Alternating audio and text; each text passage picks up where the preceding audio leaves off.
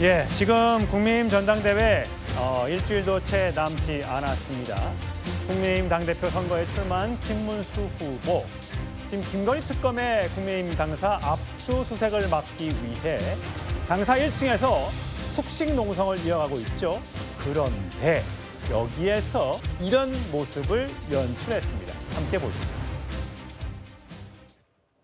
어젯밤 11시 30분 저 김문수가 농성에 돌입하자 기세에 눌린 특검은 당사를 빠져나갔습니다. 저 김문수는 무기한 농성을 계속하겠습니다.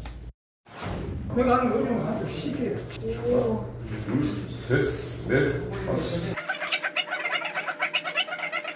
일곱 하나, 이런 셋, 이런 넷. 거의 교관 수준이네.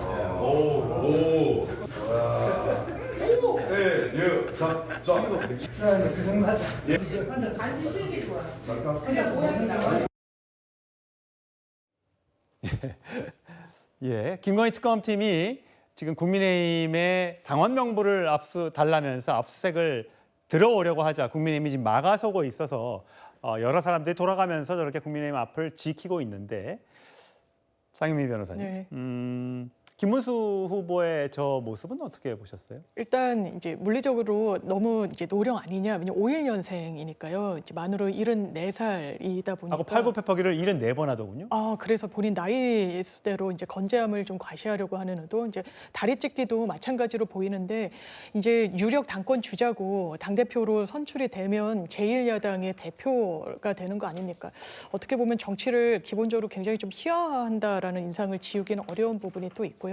특검에 대해서도 물론 뭐 압수수색에 대해서 논평을 하거나 어떤 정치적인 이제 반응을 보이는 것까지는 이해가 됩니다만 본인이 특검 사무실로 갔더니 본인을 피해가지고 빠져나갔다는 건 밤 11시 30분 사정을 고려했을 때 합리적이지도 않고 합당하지도 않아서 과연 제1야당을 맡을 수장으로서 능력치와 관련해서 본인이 또 의문을 자초하는 부분이 있지 않나라고 생각됩니다. 예, 그동안 김문수 후보는 과거에 대선 후보 당시에도 턱걸이 하는 장면, 또 훌라후프 하는 장면들을 공개하면서 나는 건재하다, 나는 젊다라는 점을 늘 강조해 왔는데 이렇게 가부좌를 틀고 압수수색에 반대하는 농성 중에 저런 장면이 연출되면서 또 사람들에게 또 이목을 끄는 데는 성공을 한 것 같습니다. 지금 말씀드렸다시피 국민의힘 당사 압수수색에 반발하고 있는 사람 한 명 더 있죠. 예, 장동혁 후보의 목소리. 오늘 1인 시위를 하던데요. 함께 들어보시죠.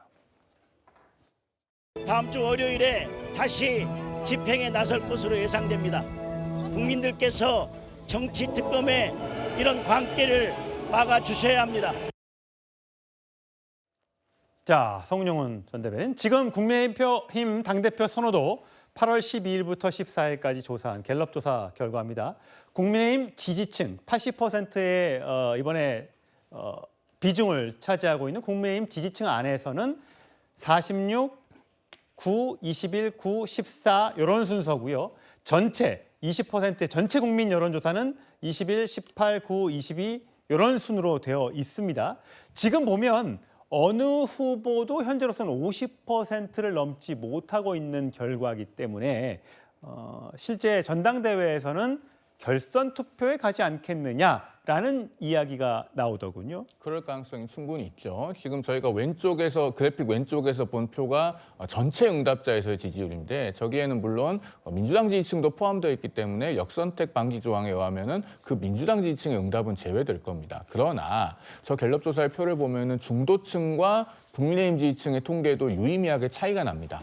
그렇다면은 일반 국민 여론조사 20%가 포함이 됐을 때 김문수 후보의 지지율은 저보다도 낮아질 가능성이 상당히 있죠. 그리고 지금 여론조사 1000샘플에서 국민의힘 지지층은 지금 저 갤럽 조사에서는 한 220명 정도가 됩니다. 그러면은 충분한 표본 대표성을 갖고 있는가 이 부분에 대해서도 조금 의문을 가질 수 있기 때문에 결국에는 현재 어느 한 후보가 결선 투표 없이 바로 1차에서 결과를 결정지을 수 있을 정도로 압도적인 위치에 굳혔다. 이렇게 보기는 어려운 상황입니다. 그렇기 때문에 이른바 개혁 소신파 후보들이 1차 투표 이전에 단일화를 해서 구도를 좀 재편해야 되는 것이 아니냐. 이런 그 주장이 나오고 있는 것입니다. 예, 김철은 교수님. 지금 한동훈 전 대표가 오늘 SNS에 이대로 가면 국민의힘은 국민들로부터 버림을 받을 수밖에 없다. 상식적인 후보들 연대하고 희생해야 희망이 있을 수 있다. 누구인지는 말을 하지 않았습니다만 상식적인 후보들, 한동훈 전 대표 생각에서는 탄핵에 찬성했던, 계엄에 반대했던 조경태, 안철수 후보를 염두에 둔 이 두 사람이 과연 단일화를 할 수 있겠느냐라는 거의 관점이에요. 그러니까 두 사람이 단일화해서 이길 수 있다면 가능성이 있어 보이는데 아까 여론조사에서 다시 한번 여론조사 볼까요?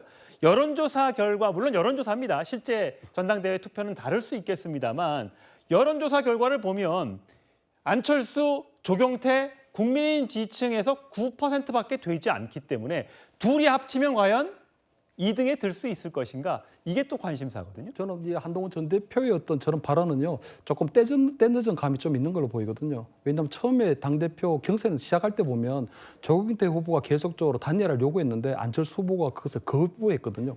왜냐하면 안철수 후보 같은 경우는 단일화에 대한 노이로제가 있거든요. 또 철수. 왜 또 철수하거나 아니면 단일화를 해가지고 안철수 후보는 한 번도 이긴 적이 없었거든요. 지난 뭐 대선 경선 과정에서든 아니면 오세훈 시장과 서울시장 경선에서든 본인이 단일화를 하게 되면 무조건 졌기 때문에 단일화에 대한 트라우마가 있는데 조경태 후보가 단일화를 요구하기 때문에 그 부분에 있어서는 아마 안철수 후보가 적극적으로 강력하게 반대해왔고요.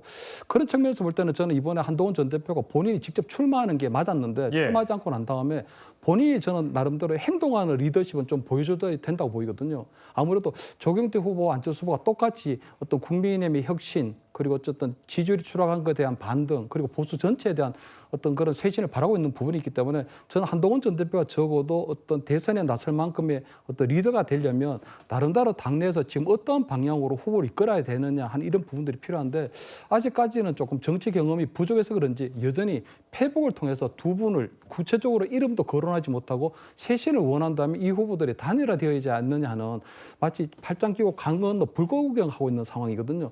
저는 아마 한동훈 전 대표와 안철수 의원도 지난번에 만났지만 적어도 지금 같으면 전 안철수 후보하고 조경태 후보를 만나서 삼자 회동이라도 좀 하면 그 자체가 국민의힘의 우리 당원들이나 지지자들에게 보여주는 그 어떤 시각적인 효과가 있을 텐데 그렇게 그냥 여전히 그냥 행동하는 어떤 리더십을 보여주지 못하고 어떤 조정하거나 중재해주는 조율해주는 그런 리더십을 보이지 못하고 있기 때문에 한동훈 전 대표가 나름대로 지금 어떤 집권당의 대표도 지냈지만 예. 앞으로 정치적으로 가야 될 길이 상당히 멀다. 그래서 저는 오늘 아마 단일화 촉구하는 패북을 올렸기 때문에 내일이라도 저는 안철수 후보도 만나고 조경태 후보도 만나고 나름대로 삼자 회동 또는 삼자 회동을 통해서 나름대로 좀 보여주는 그런 모습들이 좀 필요하지 않을까 이렇게 보입니다. 국민의힘 전당대회가 전당대회가 아니라 전환길 대회 같다라는 말이 계속해서 나오고 있죠. 관련된 발언 들어보시죠.